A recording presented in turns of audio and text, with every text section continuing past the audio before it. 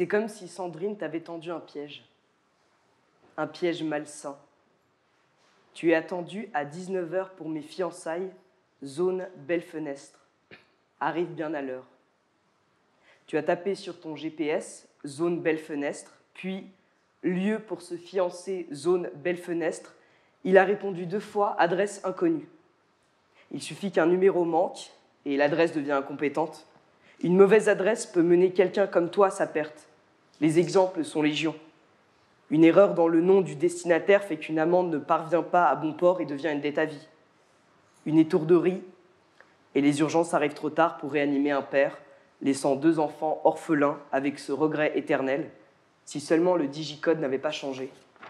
Ou encore, un tueur à gages mal informé se trompe d'étage, entre chez toi et non chez ton voisin pour t'abattre d'une balle en pleine tête. Bien sûr, rien de tout cela ne t'est arrivé, mais parfois tu imagines tellement fort que tu ne sais plus différencier la réalité de tes fictions. Tu te laisses envoûter, tu divagues dans ta tête, tu divagues dans l'espace. T'orienter est un vrai casse-tête. Depuis ton chômage, cette tendance s'est accentuée, mais elle n'est pas nouvelle. Tu es né à l'envers, dévoilant d'abord tes fesses au monde en dépit de l'ordre établi et de la bienséance. La plupart des enfants se retournent dans le ventre de leur mère pour arriver dans le bon sens. Pas toi. Ta tête n'a pas trouvé l'issue. Les 3 dernières fois que tu es sorti de chez toi, tu t'es effondré sur le trottoir. Tu n'arrivais pas à respirer dehors. Tu avais demandé à Antoine si les incendies de la région avaient pu abîmer l'air à ce point. Il avait paru sceptique, ça pouvait jouer, la pollution aussi, mais ça n'expliquait pas tout. Il avait à nouveau parlé de la nécessité d'aller voir un psychologue ou au moins un allergologue. Tu as beau chercher, le nom de zone belle fenêtre ne t'évoque rien. La zone belle fenêtre est pourtant proche de chez toi et tu es une enfant du pays. Tu n'as jamais quitté la région si ce n'est pour de courtes vacances, ce qui, en 33 ans, t'aurait laissé le temps d'arpenter chaque paysage. Mais les paysages ne t'intéressent pas. La ville non plus. Toutes les villes se ressemblent, affirmes-tu. 2 personnes équipées de la fibre et abonnées à Netflix ont plus en commun que 2 personnes habitant Clermont-Ferrand. Tu aimes parfois te dire « J'appartiens à la ville où vit Sandrine. Et j'aime Sandrine comme ma ville, sans la comprendre ni la penser. » Internet t'informe que la zone Belle Fenêtre est un parc paysager arboré de 17 hectares, un écrin parfait pour composer votre événement. Parmi les 8 demeures de caractère reconstruites sur les ruines d'anciens châteaux, 4 sont privatisables et idéales pour organiser mariage, anniversaire, cocktail, garden party. Tu n'as aucune idée de la taille d'un hectare. Le mot t'inquiète comme tous les mots commençant par un H muet. Un hectare doit être immense pour ne pas pouvoir se compter en mètres ou en kilomètres. Un hectare, un hectolitre. 17 hectares, 17 hectolitres. Le corps d'un adulte contient 0,05 hectolitres de sang, ce qui paraît ridicule.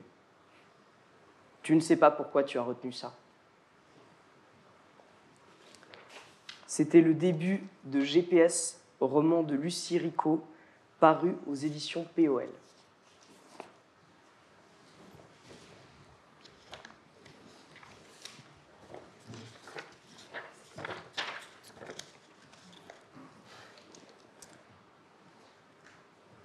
J'étais allongée dans un lit. De ça, j'étais absolument certaine. De la poussière dorée tourbillonnait dans un ray de soleil entre les rideaux mal fermés. C'était le matin donc. Voilà ma deuxième certitude. Il y avait peu de bruit, sauf parfois des pas qui allaient et venaient de l'autre côté de la porte. Une chambre d'hôtel sans doute. Sûrement même. L'oreiller sous ma tête, le jour naissant, l'hôtel, tout cela m'était familier. Dans la pénombre, je distinguais maintenant une table où était posé mon ordinateur et un sac de voyage en désordre, quelque part dans un coin. Je n'étais donc pas perdu. Au contraire, j'étais dans mon univers à moi, en reportage. Mais où ? Dans quelle ville ? Quel monde ? Pour quel événement ? Rien ne me revenait en tête, pas un indice. À l'époque, j'enchaînais les départs. Partir, revenir, partir, surtout ne jamais reprendre son souffle. Dans cette chambre d'hôtel, j'étais sûr de me trouver à l'endroit où devait être un journaliste à ce moment-là. J'étais bien là, présente, avec tous mes outils. C'est le réel que je n'étais plus capable de saisir. Régulièrement, une question m'est posée. Suis-je devenue différente depuis la prise d'otage qui m'a valu 157 jours de captivité en Irak ? Y a-t-il eu un avant-après ? Je n'en suis pas sûr. Je dois être un mauvais exemple. Mes ravisseurs me le répétaient d'ailleurs. Vous êtes un otage nul, 0. Je me suis habitué à voir la déception chez mes interlocuteurs quand je leur fais cette réponse. Je n'ose pas poursuivre du coup. Mais s'il me faut vraiment désigner un avant-après, nommer un moment où son propre monde bascule, ce serait le réveil en plein vide dans une chambre d'hôtel. Ce livre-ci est né de ce matin-là. Ma vie est restée celle d'un reporter. Partir, revenir, repartir. Je crains que ce ne soit désormais définitif. Incurable serait peut-être plus juste.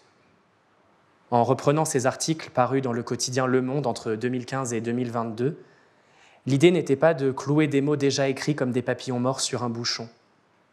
Je voulais au contraire garder en mouvement ces visages et ces lieux, savoir où nous étions et où nous sommes. L'ordre chronologique s'est imposé dans la construction de ce volume. Les chapitres correspondent à des années, elles battent elles-mêmes la mesure, un compte à rebours spontané, comme si le temps s'était soudain accéléré. En 5 ans seulement, nous avons traversé les attentats, les soulèvements populaires, les confinements, et l'Europe connaît à nouveau la guerre. Se relire suscite forcément des tentations coupables. On voudrait changer un mot, parce qu'il a soudain pris en quelques mois seulement une signification autre. Il semblait banal, il est devenu incorrect ou inadéquat. La langue mène sa propre vie. Je me souviens de ma perplexité en entamant La Bourse, une nouvelle de Balzac publiée en 1832. Je m'attendais à découvrir la petite enfance du CAC 40. L'histoire raconte les tribulations d'un porte-monnaie brodé par une mère de famille et contenant 15 louis d'or. Parfois aussi, des situations ont évolué de telle manière que les articles publiés à une époque paraissent étrangement décalés avec le recul. En août 1945, Le Monde annonçait le bombardement d'Hiroshima comme une importante découverte scientifique. Je n'ai pas voulu retravailler les textes d'hier à la lumière d'aujourd'hui. Ou alors, seulement pour ajouter une date ou un élément qui permet de recontextualiser. À leur manière, ils sont les marqueurs de nos perceptions d'alors et du temps qui passe. C'est une des choses que j'ai appris à chérir dans mon métier. Écrire sur le vivant. Rendre compte des palpitations et du souffle d'une époque sans savoir où elle nous mènera. Se tromper fait partie de l'exercice. Quand j'ai fini par me réveiller tout à fait dans cet hôtel, j'ai noté frénétiquement dans mon carnet de reportage tout ce qui m'entourait. La couleur des murs, le numéro de la chambre, le nombre de placards. Le moindre détail devenait brusquement essentiel, une nécessité vitale. Ne plus jamais oublier où je suis. C'était à Bujumbura, pendant l'embargo du Burundi durant l'été 1996. Autrement dit, ici et maintenant. C'était le début de Ici et ailleurs, écrit par Florence Aubenas et publié aux éditions de l'Olivier.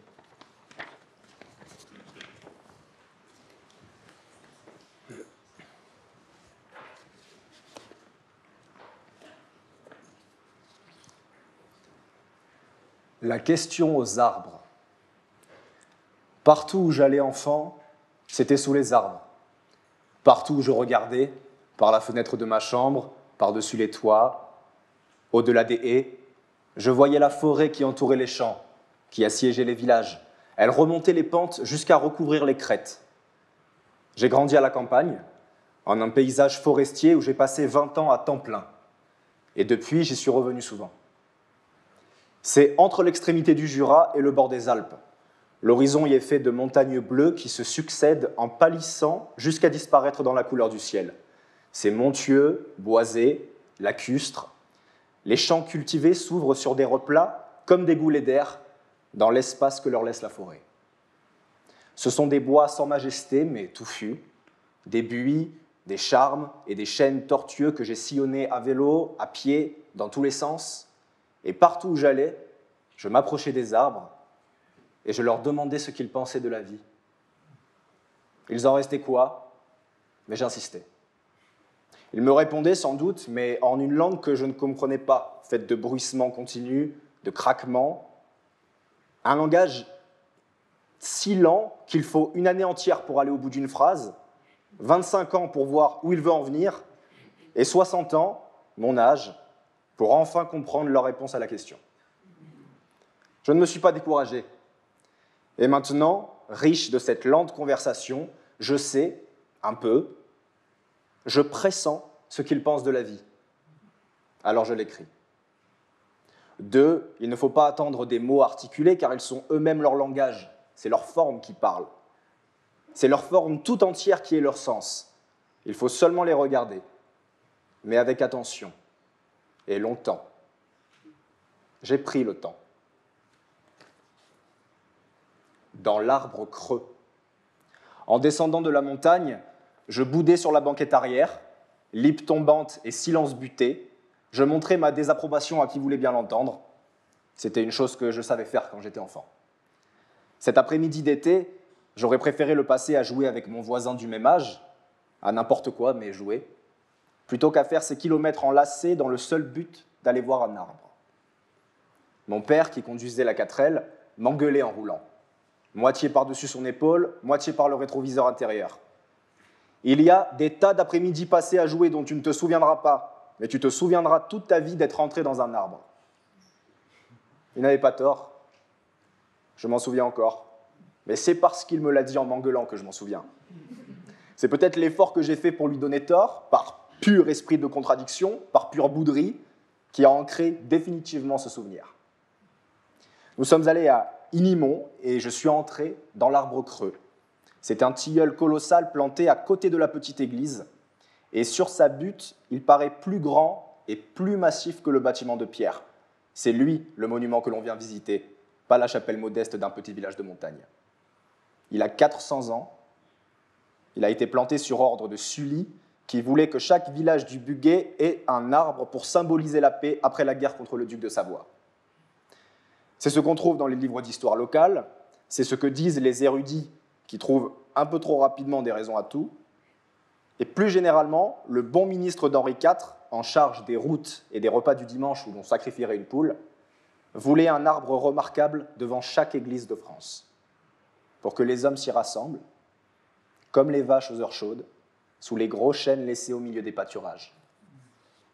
Et ainsi protégés, enveloppés, à l'ombre et dans la fraîcheur, les hommes pourraient tous les dimanches midi débattre librement des affaires publiques et aider au gouvernement d'un royaume apaisé, enfin réuni, dont tout le monde se sentirait responsable. C'était le début de Parmi les arbres, essai de vie commune d'Alexis Génie et paru aux éditions Actes Sud.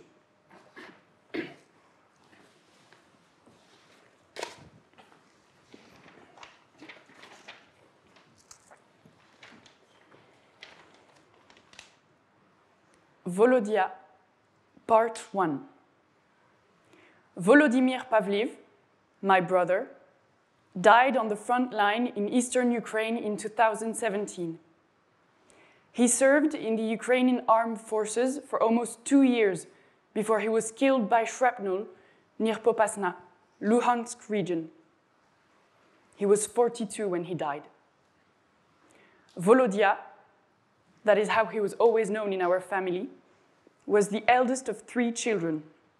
He was followed by Yura, the middle child, and me, the baby of the family. There was a 4.5-year difference between each of us. This meant that Yura was close to both Volodya and me, having us on either side of him. Both Yura and I played music and did theater, while Volodya was into art and sport. If Yura was the approachable brother, in my eyes, Volodya was always unreachably older, wiser, and taller.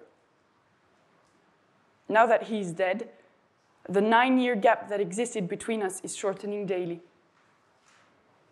I will never be as tall or perhaps as wise as he was, but if I'm lucky, I will reach and surpass the age at which he died. I guess, eventually, in a strange sort of way, he will become my little brother. Although it would be fair to say that I often felt like his big sister, even when he was alive. It was me who looked out for him, worried about him, and tried to make sure he was okay. He never asked for any of it. I chose to be his little big sister. Perhaps he was being my big brother, but in ways that were not always obvious to me. When I was younger, without much effort, Volodya looked as if he had just walked off the cover of some teen magazine. Later on, he sported the look of a wandering artist, a man who'd had a few battles with life. And it was only in his final years that I struggled to recognize him. The sharp features of his face became even sharper when framed by a helmet or a bandana. The usual long light brown hair was replaced by a short crop. The arms became more muscly, the skin more tanned. The green of his eyes became darker against the khaki that always surrounded him. When I look at the photos of him from that period, I have to try very hard to discern a familiar face in them. When I was a kid, I used to say that if I ever married anyone, it would be someone like Volodya. Later on, I decided that I didn't want to marry someone like him. I wanted to become someone like him, smart, opinionated, confident. He was always reading, but never wanted to discuss his ideas, at least not with me. He drew beautifully, played lots of sports, and had cool friends. Or they seemed cool to me when I was a young girl. In my childhood, he meant the world to me. In more recent years, he caused me much heartache. Our shared blood bound us together and turned us against each other. C'était le début de The Death of a Soldier Told by His Sister de Olesia Romeichuk, publié aux éditions Monoret.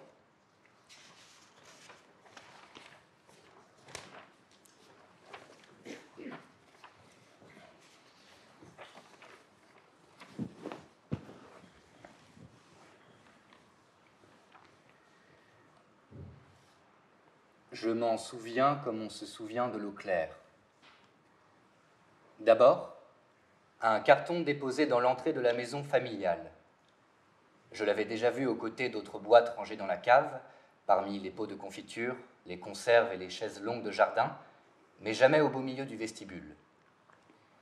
Il y avait ce jour-là quelque chose d'étrange, un mouvement qui faisait légèrement trembler les parois.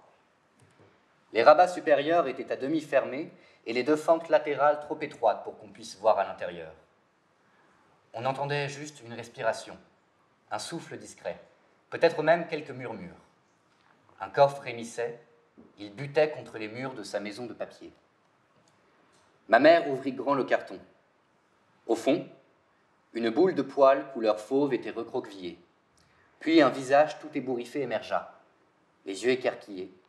Une silhouette ramassée s'étira peu à peu et des rayons de blondeur dignes d'un automne encore gorgé de soleil éclatèrent.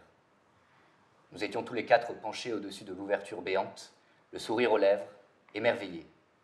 L'événement était familial. Lui a dû penser que sa fin arrivait. Sans doute s'est-il étonné que son existence se termine si tôt. Une meute cruelle allait le dévorer, il avait peur. C'était donc lui dont personne ne m'avait parlé. Il y a des silences et des sourires que les enfants devinent. Ils les comprennent mieux que n'importe quelle phrase. Une seule expression du regard suffit. Aucun vocabulaire n'a ce pouvoir. Il a bondi hors de son carton et détalé dans le couloir, petit démon au pelage incandescent.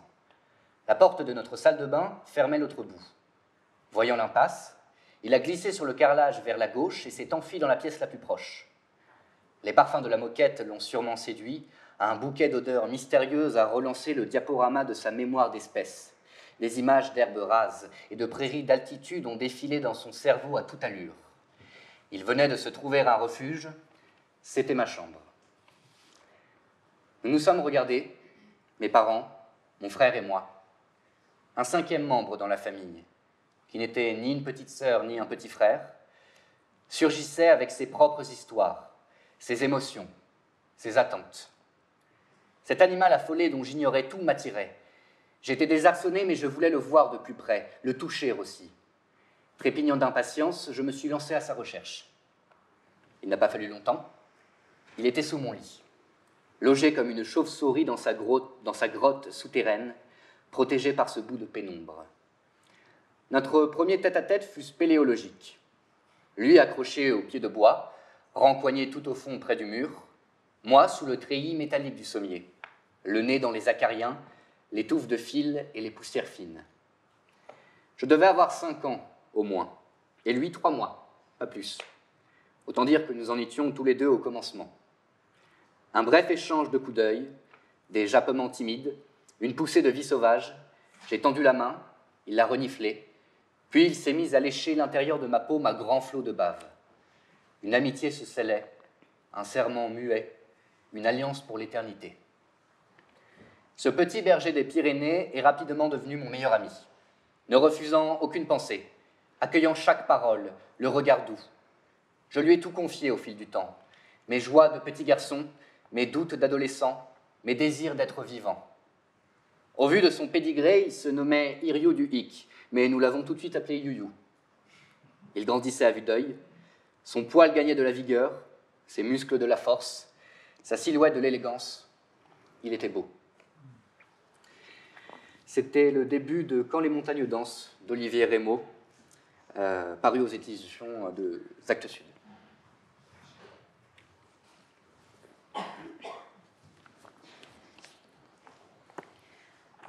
Ma tante était morte, la sœur de papa.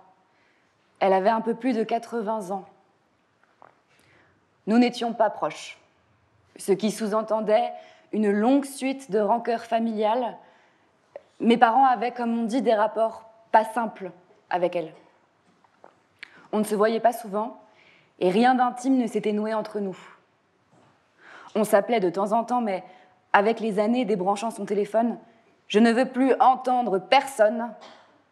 Elle s'était de plus en plus retranchée dans le cadre qu'elle s'était aménagé, s'enfonçant dans l'épaisseur des choses, dans le fourbi qui avait envahi son petit appartement. Tante Galia vivait dans un rêve de beau, rêve de réorganisation définitive des objets, de rafraîchissement des peintures murales, d'accrochage des rideaux. Des années auparavant, elle s'était lancée dans un grand nettoyage qui avait peu à peu gagné tout son logis. Un processus sans fin de secouage et de tri. Il fallait absolument classer, systématiser. La moindre tasse demandait réflexion. Les livres et les papiers cessaient d'en être pour devenir des envahisseurs, submergeant les lieux en piles, en tas, se dressant en barricades. Elle avait un 2 pièces.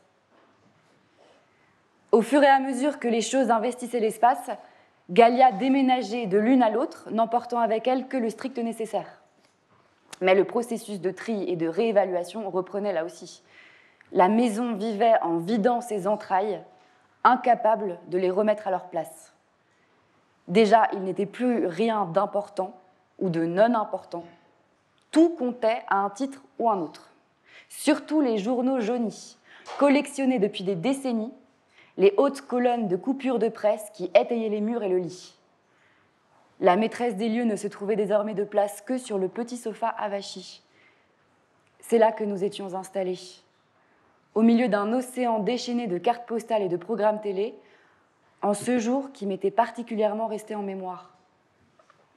Elle voulait, à toute force, me faire avaler je ne sais quelle courgette, me gaver de précieux chocolats, réserve spéciale invitée, et mal à l'aise, je refusais en secouant la tête. Au sommet de la colonne la plus proche, un article intitulé « Quelle icône correspond à votre signe astral ?» En haut de la coupure, le nom du journal et la date de publication avaient été soigneusement recopiés. Écriture parfaite, encre bleu foncé sur le papier inerte. Nous sommes arrivés environ 1 heure après le coup de téléphone de la garde malade. L'escalier était dans la pénombre et semblait bourdonner. Sur les marches et le palier se tenaient, debout, assis, des inconnus qui, Dieu sait comment, avaient appris le décès de ma tante et s'étaient précipités les premiers en volée pour proposer leur service funéraire, leur aide pour les papiers.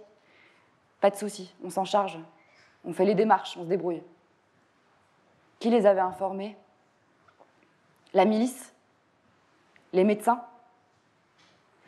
L'un d'eux avait réussi à se glisser avec nous dans la pièce et il était resté planté là, sans même retirer son blouson.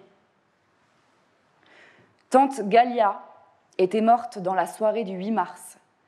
Fête soviétique des mimosas et des canetons de cartes postales, un de ces jours fériés où dans notre famille on avait coutume de se réunir, ouvrant toute grande la large table du salon. C'était le début de En mémoire de la mémoire de Maria Stepanova, traduit du russe par Anne Koldefy-Fokar aux éditions Stock.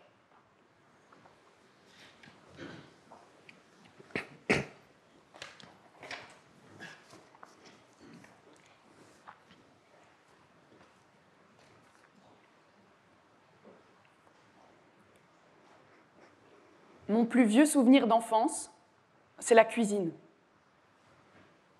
Ou plutôt, la table de la cuisine. La fenêtre donnait sur la cour fermée d'un immeuble de la rue Okolnik, dans le centre-ville de Varsovie. La table se trouvait près de la fenêtre, et d'aussi loin que je me souvienne, nous y étions toujours assis dans un ordre immuable. À gauche, mon père à côté de moi, et maman au bout. À droite, en partant de la fenêtre, ma grand-mère Maria, la mère de ma mère, et à côté d'elle, selon les jours, mon grand-père ou bien une cousine ou une tante de ma nombreuse famille polonaise.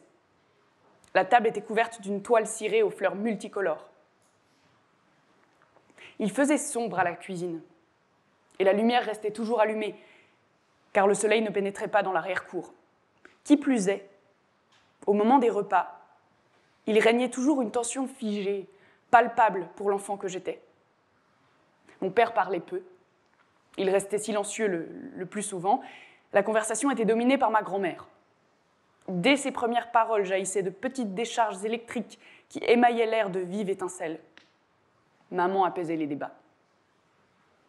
Les plus animés, et qui revenaient régulièrement, concernaient la nourriture.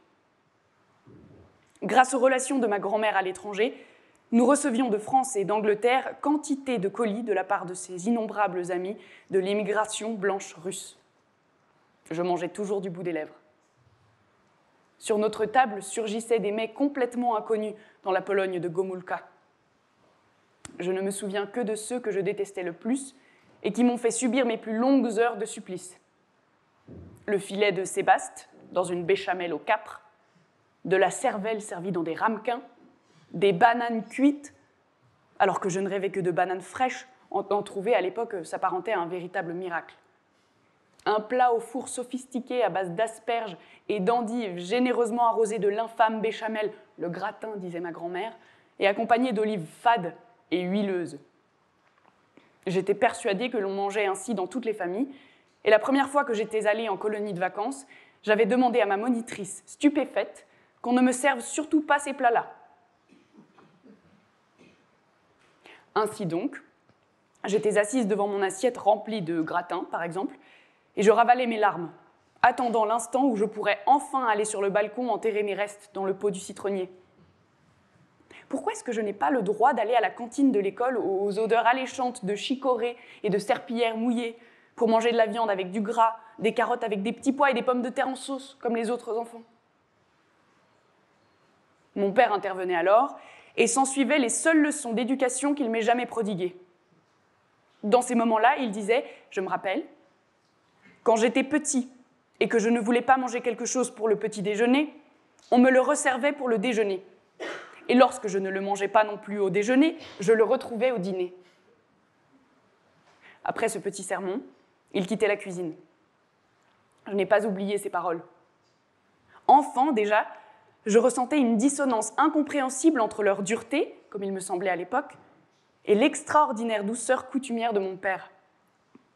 Je n'ai compris que bien des années plus tard à quel point le souvenir de ce principe était lié dans son esprit à la maison familiale et à la figure de sa mère, à la conviction que ces leçons, précisément, lui avaient permis de survivre à la famine dans les différents camps.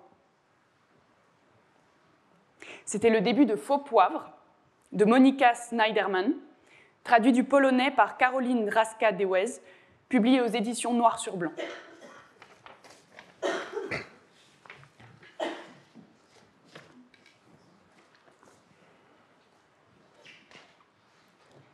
La cour! Par un matin d'été à la haie, ces mots furent proclamés d'une voix solennelle par un homme en tenue protocolaire, au cou duquel pendait une impressionnante chaîne en argent, symbole de l'autorité.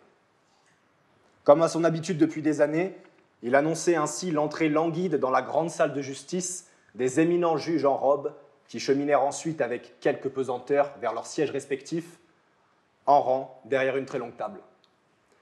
Le président, un homme calme, originaire de Somalie, qui savait d'expérience ce qu'il en coûte de subir la générosité coloniale des Britanniques et des Italiens, se tenait au centre. Il jeta un regard circulaire sur la salle d'audience, détailla les rangs des avocats et des diplomates, des journalistes et des interprètes, sur fond de vitraux et de lustres en cristal, puis nous invita à nous asseoir. Au deuxième rang, juste derrière moi, se trouvait une petite femme vêtue de noir, à qui le sac à main qu'elle serrait contre elle conférait un air de formalisme et de dignité. Elle avait fait le voyage depuis l'île Maurice en tant que membre de la délégation envoyée par le pays. Elle était là pour raconter une histoire, celle des premières années de sa vie, dans l'espoir que son récit pourrait encourager les 14 juges présents à orienter leurs décisions dans une direction qui lui permettrait de regagner sa terre natale. Chez elle, au sens plein de l'expression, là où se trouve le cœur, c'était Peros Baños, une île minuscule de l'archipel connue sous le nom de Chagos, située au cœur du vaste océan Indien. De là, 50 ans plus tôt, avec des centaines d'autres personnes, elle avait été chassée par la force. Lisby Élysée avait vécu heureuse à Peros Baños jusqu'à ses 21 ans. C'est alors que, sans préavis, par un matin de printemps, elle fut raflée par les autorités britanniques qui lui ordonnèrent d'embarquer avec une simple valise sur un navire qui devait l'emmener à des milliers de kilomètres de là. « On ferme l'île », lui signifia-t-on. Personne n'expliqua pourquoi. Personne ne mentionna la nouvelle base militaire que les Britanniques avaient permis aux Américains d'installer sur l'île voisine de Diego Garcia. Personne ne l'informa du fait que Chagos ne faisait plus partie de Maurice, que sa terre avait été séparée de ce territoire et constituait à présent une nouvelle colonie en Afrique, connue sous le nom de territoire britannique de l'océan Indien, Biot. Madame Élysée, ainsi que les 1500 personnes environ qui composaient la communauté à laquelle elle appartenait, presque toutes noires et pour la plupart descendants d'anciens esclaves employés dans les plantations, furent contraintes de quitter leur foyer, puis déportées. Elle était à La Haye pour participer à l'affaire concernant les îles qu'il avait vu naître. Les 14 juges ne savaient pas encore qui elle était et ignoraient le rôle qu'elle jouerait dans la procédure. À la suite de l'interrogation des parties à propos de la dernière colonie britannique en Afrique et de la façon dont elle avait été séparée de Maurice, ils détermineraient si ce territoire, au regard du droit international, appartenait à Maurice ou à la Grande-Bretagne. Les juges sillonneraient les champs de l'histoire et de l'administration coloniale, arpentant les questions de race et de droit, à la lumière des conventions internationales. Ils mettraient à l'épreuve le principe d'autodétermination et statueraient sur le droit des peuples à disposer de leur propre destinée ou leur obligation à voir le cours de leur vie orienté par la volonté des autres. C'était les premières pages de La dernière colonie de Philippe Sands, traduit de l'anglais par Agnès Dessartes et paru aux éditions Albin Michel.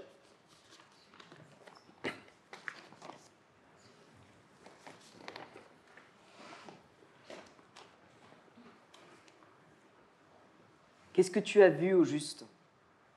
C'est fou comme on me pose encore souvent cette question, alors que j'ai quitté Exa depuis 16 mois déjà. Les gens persistent à essayer de me tirer les vers du nez, et quand ma réponse ne les satisfait pas, trop vague, pas assez choquante, Ils retentent leur chance en changeant un peu la formulation. Mais quelle est la pire chose que tu aies vue? Insiste Grégory, mon nouveau collègue au musée. Comment c'était exactement?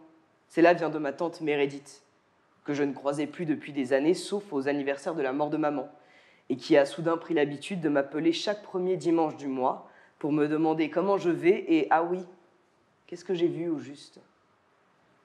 Choisissez une vidéo, une image ou un texte en particulier qui vous a vraiment remué.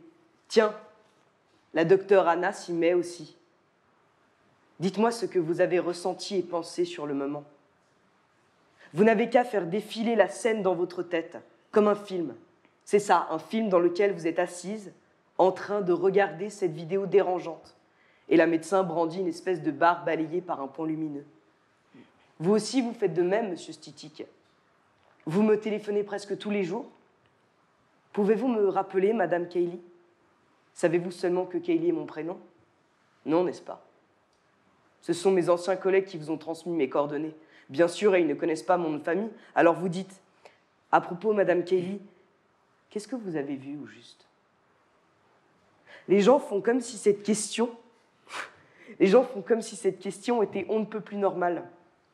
Mais où est la normalité quand on attend une réponse macabre? Et puis ce n'est pas comme si on se souciait de moi. Peut-être cette idée n'est-elle pas si absurde? Peut-être ne pose-t-on jamais de questions par réel intérêt pour les autres, mais plutôt par curiosité pour ces vies à côté desquelles on est passé. Dites-moi, monsieur Stitik, c'est intéressant le droit civil? Toutefois, chez Grégory, ou tante Meredith, ou même chez la docteure Anna, je décèle un certain goût pour le sensationnel, un besoin qui les pousse à m'interroger. Mais c'est un puits sans fond. J'ai vu une fille se taillader le bras en direct au moyen d'un canif bien trop émoussé. Elle a dû appuyer fort avant de parvenir à saigner un peu. J'ai vu un homme donner à son berger allemand un coup de pied si brutal que la bête s'est écrasée en couinant contre le réfrigérateur. J'ai vu des enfants se mettre au défi d'avaler d'un coup une quantité aberrante de cannelle. J'ai vu des gens vanter par écrit les qualités de Hitler à leurs voisins, leurs collègues ou à de vagues connaissances, comme ça, au vu et au su de tous, y compris de potentiels partenaires ou employeurs. Hitler aurait dû finir le boulot, à côté d'une photo de migrants dans une embarcation de fortune. Autant d'exemples éculés. Vous le savez aussi, pas vrai?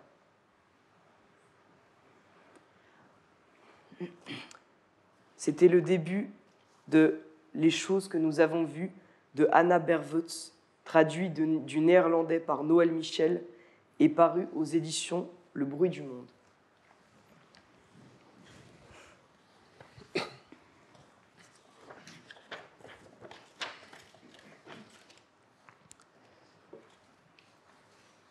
« 1974. Elle ne veut pas se rappeler, mais elle est là, et les eaux du passé se reforment. Elle est venue à pied et en car jusqu'à Addis Abeba, en traversant des territoires qu'elle avait choisi d'oublier depuis près de 40 ans. Elle a 2 jours d'avance, mais elle va l'attendre. Installée à même le sol dans ce recoin de la gare, la boîte en métal sur ses genoux, le dos appuyé au mur, raide comme une sentinelle. Elle a revêtu la robe qu'elle ne met pas tous les jours. Ses cheveux sont soigneusement lissés et nattés, et elle a pris soin de cacher la longue balafre qui lui fronce le bas du cou et s'étire par-dessus son épaule comme un collier brisé. Dans la boîte, il y a ces lettres. Le lettere. Ho sepolto le mie lettere, e il mio segreto, Irut, anche il tuo segreto. Segreto, secret, mestir. Il faut que tu me les gardes jusqu'à ce que je te revoie. Et maintenant, vas-y. Va, Téné. Dépêche-toi avant qu'il t'attrape. Il y a des coupures de journaux dont les dates égrènent le cours de la guerre entre leurs 2 pays. Elle sait qu'il les a classés du début, 1935, jusqu'à la fin ou presque, 1941. Dans la boîte, il y a des photos d'elle. Celle qu'il avait prise sur ordre de Fucelli et légendée lui-même de son écriture soignée « Una bella ragazza, una soldata feroce » et celle qu'il avait prise de sa propre initiative. souvenir arraché à la vie de la jeune femme apeurée qu'elle était dans cette prison, derrière ses barbelés, captive de nuits terrifiantes dont elle ne pouvait se libérer. Et dans la boîte, tous ces morts qui réclament résurrection. 5 jours, elle a cheminé pour parvenir ici.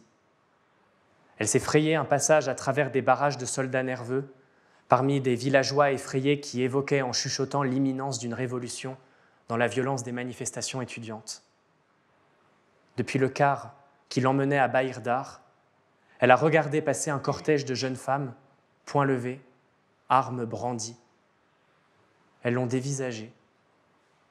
Pauvre femme vieillissante dans sa longue robe terne, comme si elle ne reconnaissait pas celle qui les avait précédées, comme si c'était la première fois qu'une femme portait fusil, comme si la terre sous leurs pas n'avait pas été conquise par certaines des plus grandes guerrières qu'ait jamais connues l'Éthiopie. C'était le début du Roi fantôme de Mahatma Mengisté, traduit de l'anglais par Serge Chauvin et paru aux éditions de l'Olivier.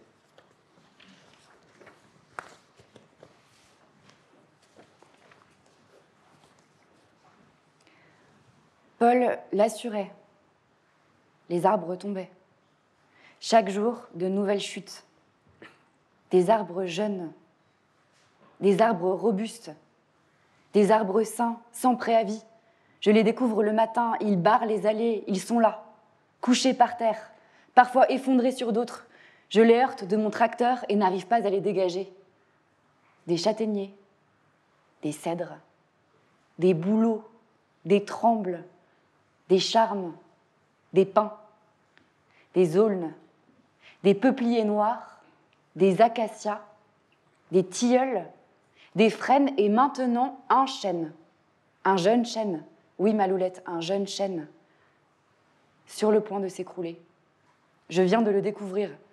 Il faut que tu le vois, que tu viennes. Ce soir d'hiver parisien, Zélie s'était levée de table à la 2e sonnerie du téléphone. « C'est mon père !»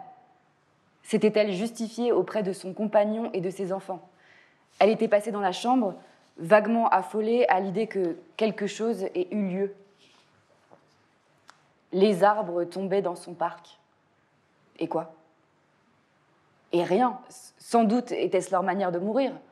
Les arbres tombaient, le soleil mourait un jour, 7 milliards d'années et il imploserait. C'était ainsi. Le cours des choses, le temps qui ronge, le final qui approche, enfin quoi ? Rien à y faire. Trouver la force de l'accepter. Enjamber l'arbre. Un arbre meurt et tombe, comme un cheval court et meurt et une étoile s'éteint. Fallait-il déranger sa fille, qu'il n'appelait pas, au nom de cette distance qui les laissait chacun loin l'un de l'autre, ne déjeunant pas ensemble, ne se disputant pas ensemble, ne se confiant pas l'un à l'autre, mais se cachant l'un et l'autre là, dans cette distance calculée de 2 bateaux qui naviguent à vue. Fallait-il donc appeler cette fille, un soir, en plein dîner, pour pleurer le destin du monde ? C'est faux, ce que tu dis, Zélie. Les arbres ne meurent pas comme ça. Et ce ne sont pas les vieux arbres qui tombent, mais les jeunes aussi, les bien portants. Chaque matin, de nouveau s'effondrent sans raison aucune. Il se passe quelque chose dans le parc, crois-moi. Il se passe quelque chose. Il faut que tu viennes. Le ton avisé de la raison en acte, manière de la reprendre comme elle a dicté. Le lendemain, Zélie annonça à son mari et à ses 2 enfants qu'elle quittait Paris pour 2 jours. C'était le début de Quand l'arbre tombe, roman de Oriane Jancourt-Galignani, paru aux éditions Bernard Grasset.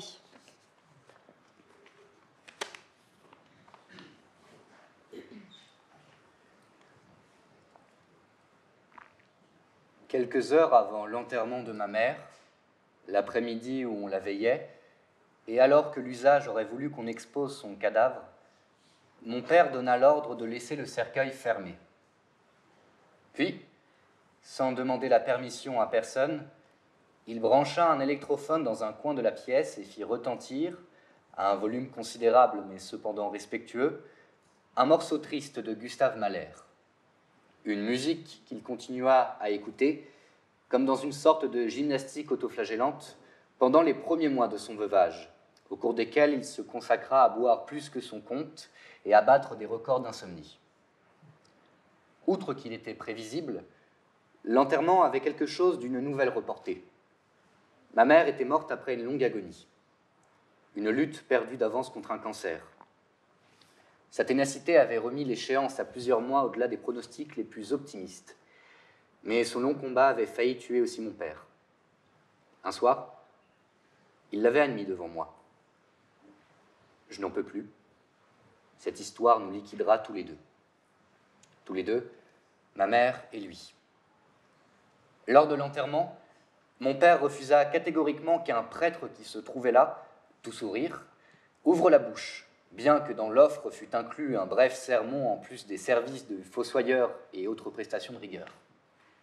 Cela se passait dans un cimetière privé des environs de Buenos Aires, une sorte de terrain de golf avec des tombes, une espèce de jardin planté d'arbres aux belles frondaisons, avec des dalles funéraires à fleurs de sol. Belle ironie, durant ces 12 dernières années, le travail de ma mère avait consisté à vendre des tombes, des parcelles dans le jargon qu'on lui faisait répéter, dans ce même cimetière. À l'enterrement, en fin d'après-midi, je ne remarquai pas ce détail un peu macabre. Autour de la parcelle ouverte comme un piège pour ma mère s'étendaient d'autres tombes, dans lesquelles reposaient ou reposeraient bientôt certains des plus fidèles amis de ma famille, qu'elle avait convaincus grâce à sa cordialité et à des arguments de vente, des avantages supposés d'un cimetière privé. Mon père n'eut pas beaucoup de mal à s'éloigner de la tombe. On ne compte plus les cas où le survivant ne peut quitter l'endroit où l'on vient d'enterrer son compagnon ou sa compagne. Mon père, lui, avec une grimace difficile à déchiffrer, tourna le dos à la sépulture, qui n'aurait pas de dalle avant 1 ou 2 semaines, le temps de la fabriquer et de la placer sur le sol, au ras du gazon, et il s'éloigna d'un pas ferme. Durant les mois qui suivirent, je l'entendis plusieurs fois dire que ma mère n'était pas là-bas, dans ce cimetière de merde, phrase qu'il proférait avec mépris, je suppose, pour se convaincre qu'il n'y avait rien dans ce cercueil qui fût ou méritât de s'appeler personne aimée. C'était les premières lignes d'un père étranger d'Eduardo Berti, traduit de l'espagnol par Jean-Marie Saint-Lut et publié aux éditions de la Contralée.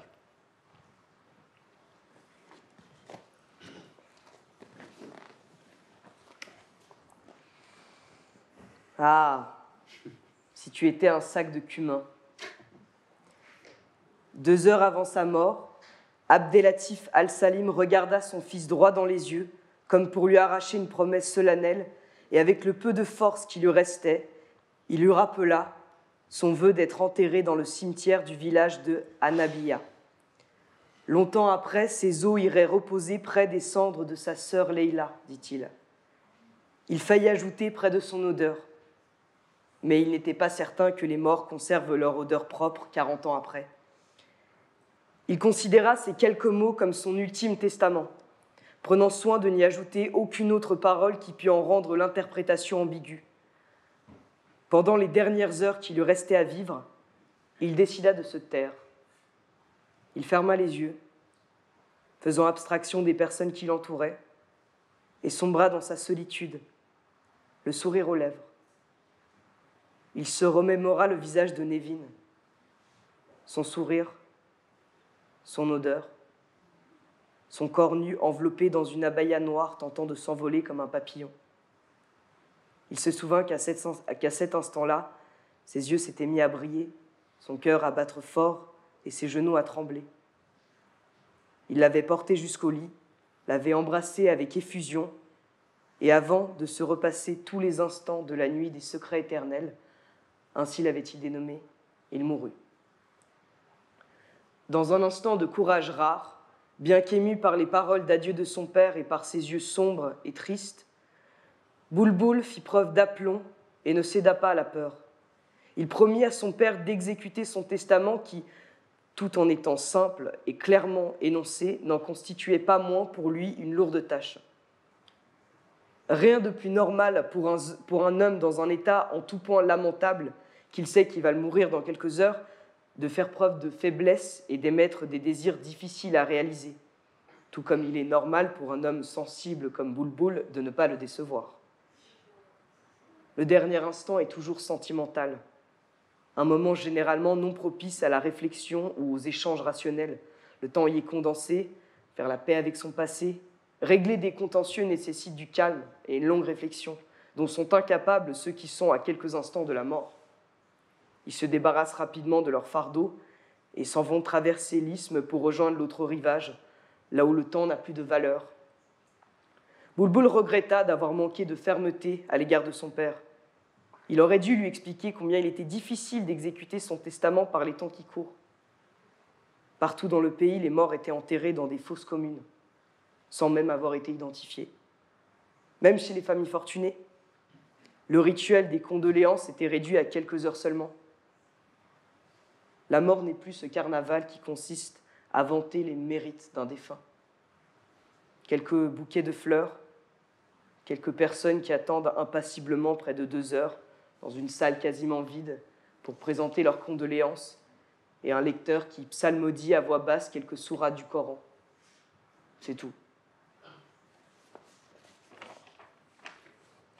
C'était le début de La mort est une corvée de Khaled Khalifa, traduit de l'arabe par Samia Naïm et paru aux éditions Sinbad Actes Sud.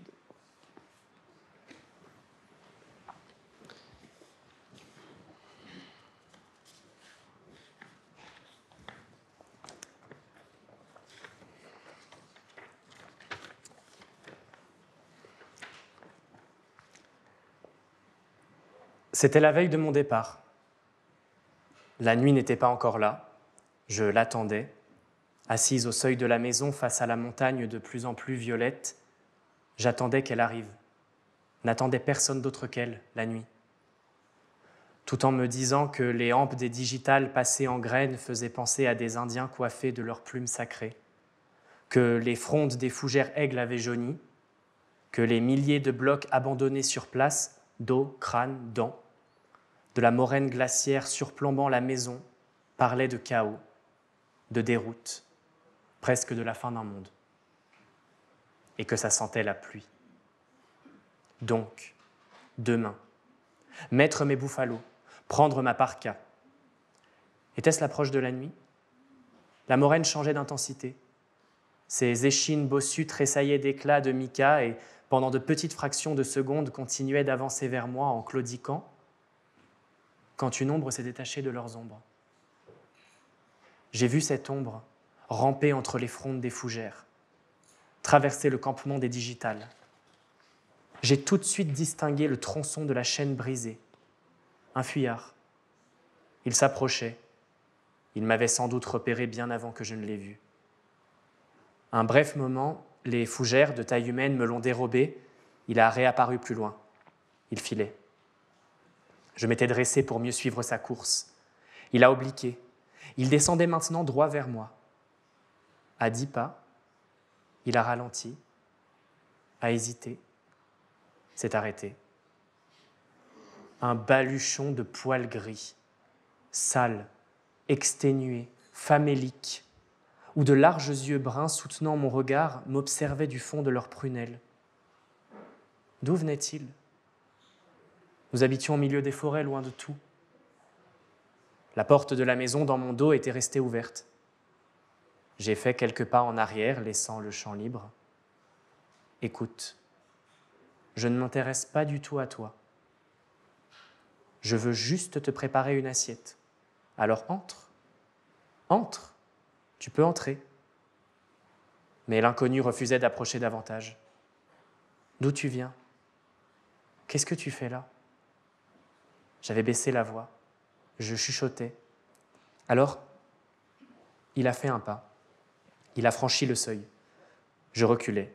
Il me suivait avec précaution, le besoin de secours plus fort que l'effroi, prêt néanmoins à fuir. posant au ralenti l'une après l'autre ses pattes sur le plancher de la cuisine, comme sur la surface d'un lac gelé qui aurait pu se briser. Nous étions tous les deux haletants, tremblants. On tremblait ensemble. Dans la nuit qui avait précédé l'arrivée du fuyard, les phares d'une automobile avaient balayé la forêt, allant, revenant 4 ou 5 fois avant de disparaître avec lenteur. J'avais remarqué qu'à chaque virage de cette route au loin, quand montait une voiture, ces faisceaux de lumière traçaient au mur de ma chambre des losanges prodigieux qui en faisaient le tour comme pour m'en débusquer. « Il y a un chien !» ai-je crié à Grigg, qui se trouvait dans mon studio situé à côté du mien, à l'étage. Chacun son lit, sa bibliothèque, ses rêves, chacun son écosystème. Le mien, fenêtre ouverte sur la prairie, le sien, rideau tiré jour et nuit sur cette sorte de réserve, de resserre, de repère, de boîte crânienne, mais on aurait pu dire aussi de silo à livres qu'était sa chambre. Quand celui qui était mon compagnon depuis presque 60 ans, mon vieux Grigou, mon gredin, au point que je le surnommais Grigg, lui, les bons jours m'appelait Fifi, les très bons Biche ou Sibiche, les mauvais Sophie.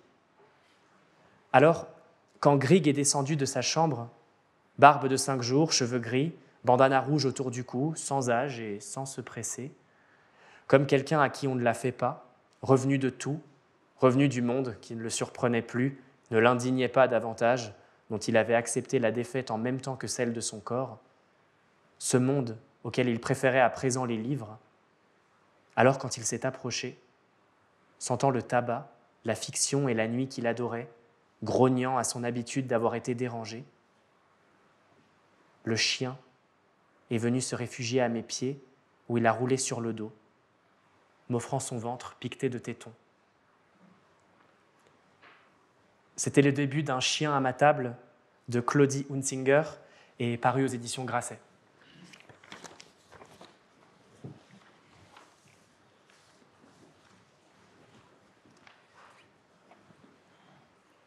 Dans la salle de classe, les novices psalmodient la forme passive à l'imparfait de l'indicatif troisième conjugaison. Capiébar, capiébaris, capiébatour, capiébamour, capiébamini, capiébantour. La novice Lucie, aux taches de rousseur, pince la novice Gwenllian, aux grands yeux de vache, et les deux jouvencelles sourient dans leurs mains. Dans les cuisines de l'abbesse, la cuisinière pétrit la pâte, manche détachée, et la farine s'élève dans l'air telle une nuée. Et une servante mange des noix qu'elle fait craquer entre ses mains puissantes, et elle jette les coquilles dans le feu, tout en rapportant des rumeurs au sujet de la nouvelle abbesse. Comment, malgré son sang royal et les décennies où elle fut prieure, Tildé semble encore mal assumer son rôle. La servante dit qu'en vérité, Tildé ne pourrait pas être plus différente de l'ancienne abbesse. Oh, l'ancienne abbesse Marie était la femme la plus forte qu'elle ait jamais vue en ce monde. On dit qu'un séraphin l'avait engendrée avec sa mère, d'où sa grandeur excessive et la lumière qui émanait d'elle. Non, la vieille abbesse ne tolérait pas qu'on se moque d'elle. L'air devenait aussi rigide qu'un tambour quand elle entrait quelque part. Mais malgré ses grands pieds, elle se déplaçait comme un chat. Elle avait la souplesse d'une fille de 10 ans, même dans son grand âge, avec ses rhumatismes. Plus d'une fois, elle a fait pisser de peur une servante. Et oui, elle partit également en croisade, ajoute sagement la cuisinière. On raconte que des dizaines d'infidèles moururent de la main de cette grande dame à Jérusalem, des centaines même.